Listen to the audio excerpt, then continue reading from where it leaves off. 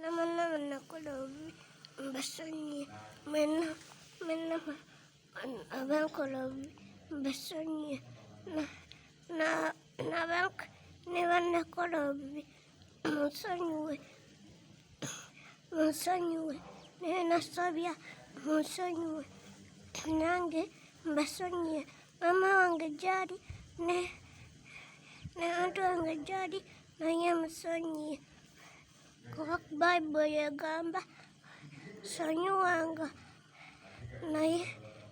naawe ajja kusonyiwanga nange nsazeewo nsonyiwe abankola obubi ne bannakola obubi bansonyiwe. Amiina. Official nkubaza okuba nga ate oli ku mukutu guno. Mu mpozi yaffe esoose twogedde buli omu twogera ku mwami Allan kyemmanyi si gwe mulundi ogusoose okubeera nga mumulaba naye ebiseera ebisinga ekibi kisinga ekirungi okulaba. Waliwo yalaba vidiyo eyasooka eya Becky naye nga waliwo n'ataagiraba. Kakati buli muntu yenna yandyetaaze okubuuza ddala mwami Allan y'ani, mutima ki gwakozesa, osanga tusobola okukozesa okugenda kwa Becky okubaako lessons ze tusindika eri abantu. Nsanyusa okulaba mwami Allan. Nsanyusa okulaba. Naye nga kitalo nnyo. Kitalo nnyo. Omuntu kitegeerekeka omuntu kuteekamu efforts zo Katonda n'atakkiriza naye omuntu ajja kubuuza ddala bino mwami Allan byabadde akola ki ekibadde kisingira ddala omupuushinga. Nnyinza okugamba nti bino ebintu abasinga bankubidde essene bambuuza naye okikola otya, osobola otya okumanaginga omwana oyo expenses ze ng'olina famire eyo na buli kimu. Naye amazima mbadde nga ngamba abantu nti nange semi mbadde nga nkikola kubanga nange okwogera amazima sikisobola. Olaba omuntu olemwa omuntu owuwo gw'olina nga akulwalidde kumala wiiki emu wiiki bbiri naye mwaka gumu ogenze emyaka ebiri mbadde sikisobola. Kibadde kisa kya Katonda okuba nti mbadde nsobola okubeerawo ne Becky. Becky abadde alina life eri fane nga bw'ogetinga close naye tosobola kuva waali. Abadde alina ekintu ekikupuulinga, abadde alina that pulling factor nga alina okugaa kyanandiyise favor. So however much ebiseera ebisinga natuuka nga ekiseera nempulira nga nemereddwa nga sikyasobola nga mpulira kinsuseeko expenses na biki naye however much atulira nga nemereddwa oba oli awo nga mpulira biganye ne ngamba Becky mpulira nkooye oba webase ku buliri ogenda okola essimu ng'ejja nti ani Becky ali atya konze munaye gyali kale kankweza emitwalo 5 awo mugula eddagala kanogamba obanga abantu basobola okuweereza 5 then nze ani atuula. Kuno ku nsi ngamba abantu nti tuli vessels kati tuli mikutu. So nagamba bwe mbanga ndi mukutu Katonda gwayinza okukozesa okuba nga n'obuyambi bwe ntuusa ku Becky kuba nina service nyinza okutuusa ku Becky then kankikole. And the only service I could do was just to love Becky. Financially sirina sente mbwa was financially stable nsobola okweyimi basi nga nalina sente Becky teyandibadde mu Uganda yandifiiridde Mulago mu general ward ye Mulago. Becky tumujjanjabidde mu general hospitals. So singa nalina obusobozi obwo Becky saane mujjanjabidde mu general hospitals yandibadde yagenda mu international hospitals obanga yagana ebweru ne bamujjanjaba ekisingako naye olwo obusobozi bwe nalina nga Becky kyenyinza okukola kumulaga kwagala. Sale muntu wa social media nnyo era abantu abasinga kupostinga Becky bamupostinze recent. Becky tamaze emyezi gisukka 4 nga abantu bamupostinga naye ate mba for more than 2 years gyetubadde 40 and all that.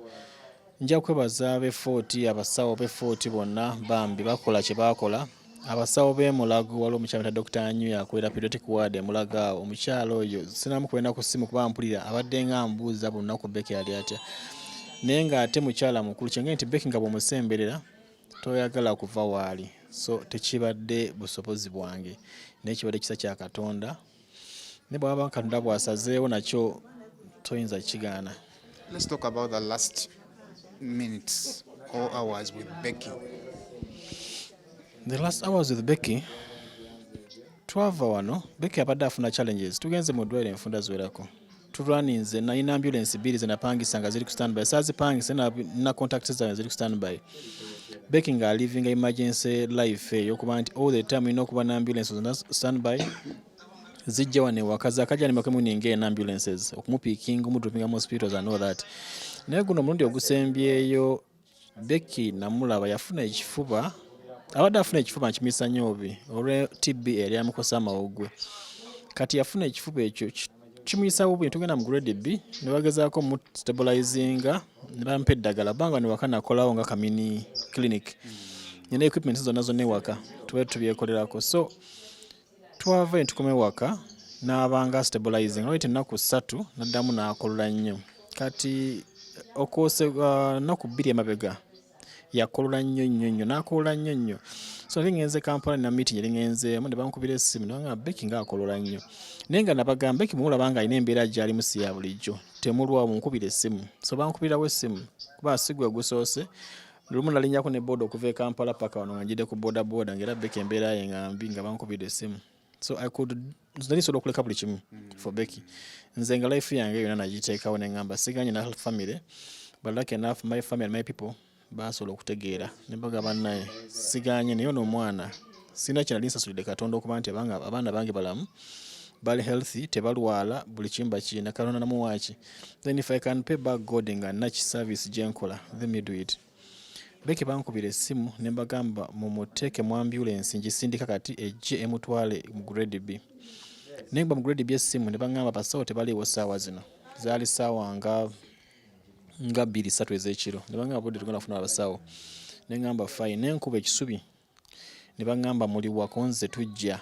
ne nninnya bwa ne nziruka ekisubi eno nga nsinitse ya ambulance yagenda okutuuka ekisubi nga tuli abasawo bali ku standby mbaga omwana ajja n'embeera gy'alimu naye bwe yatuuka ekisubi have much Becky mbadde mu mulabi manyi life ye era emabegako mbadde mwetegereza nnyo naye alina kibadde kintiisaamu ku bulamu bwe yasooka n'azimba ebigere nenkubira omusawo n'angamba bakebere ku nsigo ze n'ekibumba ko nze baabikeberako naye olw'obusobozi testi zisinga za bbeeyi ne mulago mbadde ngambikwa naye nga bya ssente nze naye nasaba unpaid leave okuva ku mulimu nga sikyafuna musaala naye mikwano gyange gibadde nga ginyamba mu biro ezimu naye omuntu nga bwomanyi life ya economy yaffe ya Uganda right now omuntu ajja kuweza emitwalo 2 tugenda musobe n'enkya kuweereza 2 bwazikuweereza leero abaakuwadde abaakimaze oba okitegeera kati ate gwina okumeka sure nti life continues obulamu bwa Becky tebabadde nti agenda kulwala era enkyawona abeere bulungi expense ye badde continuous so twatuuka ekisubi abasawo n'agezaako omukeberako awo naye musawo bwe yamukeberako n'agamba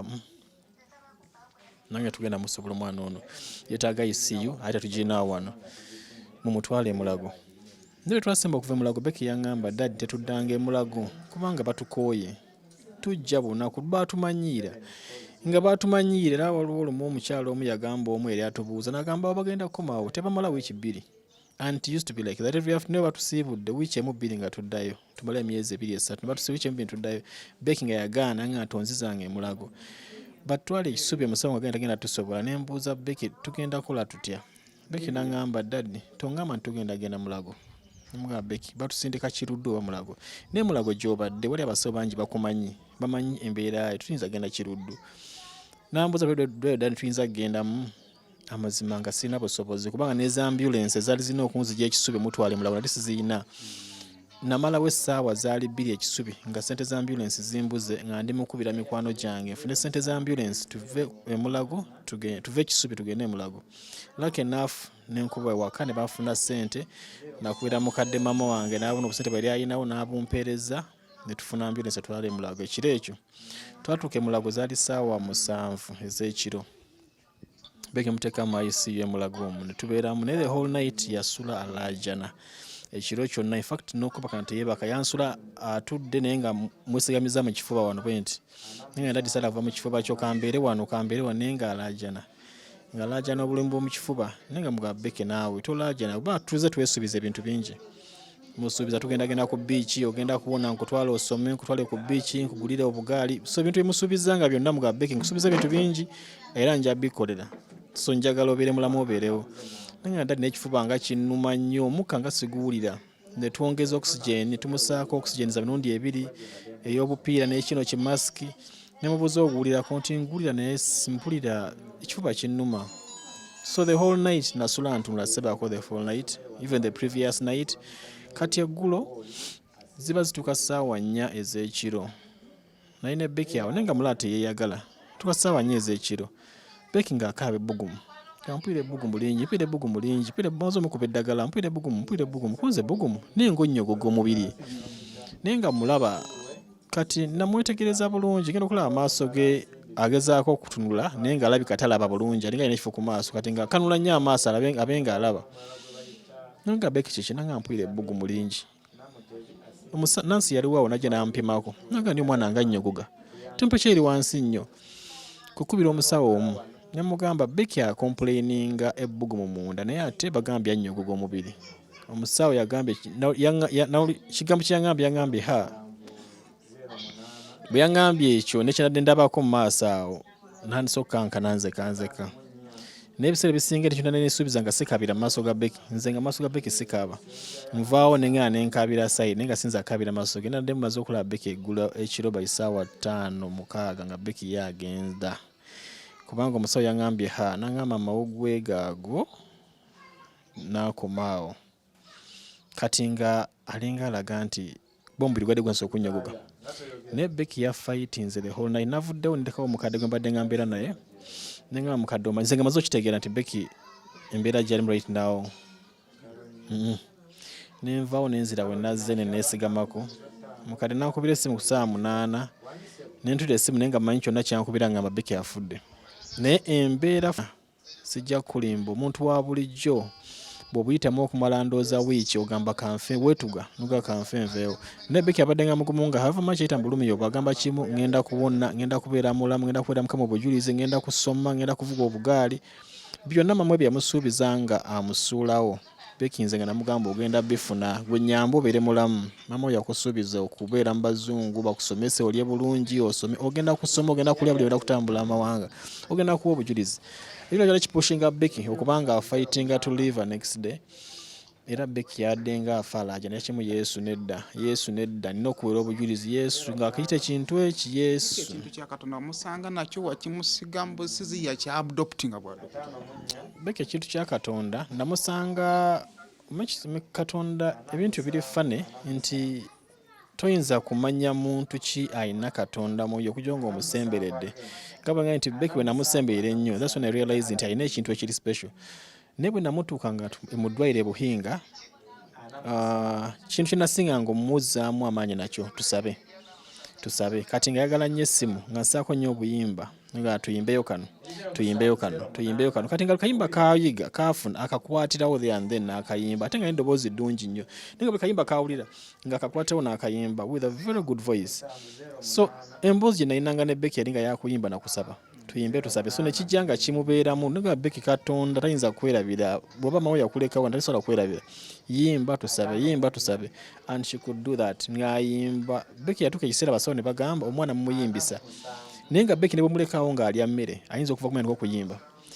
Becky abadde nga asaba ne muga Becky saba mpola eddoboozi tolina bulungi mawugwego manafu nagamba ye bw'aba asaba tayagala mugambako ayogera n'aleekaana n'asula eddoboozi n'aleekaana nga gwali kumpi naye gwawulira oyagala omugamba saba mpola amawugwego ki naye nga ye tayagala kumanya bw'alabika okuyimba omusitopinga busitopinga Becky yimba mpola amawugwego mundeke nze nyimbire Katonda wange so I used to complain nti omwana mumuyimbisa mumwogeza but that was her life and yali akiwuliramu emirembe nga ye okuyimba n'okusaba nga byakola all the time abeera mu nnyumba ku ndiri so Becky yina Katonda muye kinyinza okugamba ekyo so kati gye tutegeka tuziika kupulanga kuziika Becky wammwe tetugenda kuziika Becky waffe tugenda muziika sikira nga tugenda muziika waabwe Becky naye nagulawo omusange Fort Portrait Boma ku kya Becky okuba nti bamusuulawo ne life ye kati nga sinaba kumaliriza ku adoptinga Becky baba nina okuprocessing empapula ezo ne because of byembadde mbitayitamu nga sina kusettlinga kufuna mpapula za adoptinga Becky naye omukyala yasanga Becky we yafuna Becky Fort Portrait era gwe twena Fort Portrait muloma gumu n'ekintu nga tuli Fort eyo omukyala oyo waali wanene bulungi era agamba Becky tugenda tumuziika eyo oyo omukyala omukadde Becky wayita jjajjaawe so gye tugenda okuziika ku Friday eno so kuleka mama tebundanga mukugetinga in touch naye in any way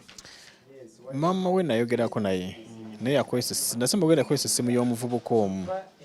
in fact nesike mu bifane mugamba bifana by'omwana wo bibyo naye omwana wo ono munyiivu nnyo gy'oli naye ngenda musaba ekintu kimu akusonyiwe naye aba akusonyiye naawe naye funa omutima ogujja okumulabako naye muwendoozi engeri gye namugamba nti naggulawo omusango ku poliisi era bw'oba ozze tusookera ku poliisi mala okusootinga bino ebintu then tulabe eby'omwana kyamutiisa yatya naye namugamba era mbadde nga mugamba nti bufuna chance nze nkubira essimu nkweza ebifaananyi by'omwana wo olaba nga bwafaanana ba mwana wo gwamuzaala ba yakaaba ku ssimu nayogera naye naŋŋamba nkimanyi munnenyera okusulawo omwana oyo